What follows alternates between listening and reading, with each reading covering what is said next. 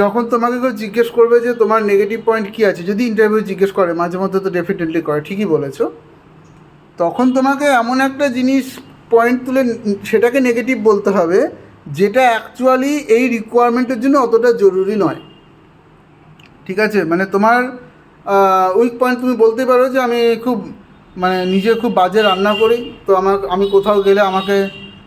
একটা কোনো কুকার নিয়ে নিতে হয় এবং তার জন্য আমাকে একটা ইনভেস্ট করতে হয়। এটা আমার একটা সত্যি সত্যি খুব নেগেটিভ পয়েন্ট, তুমি এটাও বলতে পারো তোমার নেগেটিভ পয়েন্ট হিসেবে। বাট তুমি হয়তো জাভার ইন্টারভিউ দিতে গেছো, বলো না যে আমি অ্যাকচুয়ালি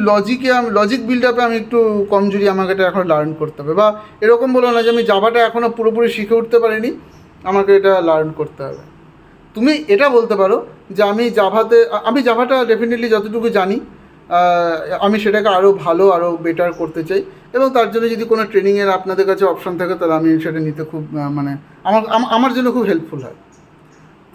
এই ধরনের কথা তোমরা বলতে পারো, কিন্তু পটাম করে বলে দিও না যে আমি জাভাটাতে একটু উইক আছি, বা আমি বিল্ডিং আপে লজিকের দিক থেকে আমি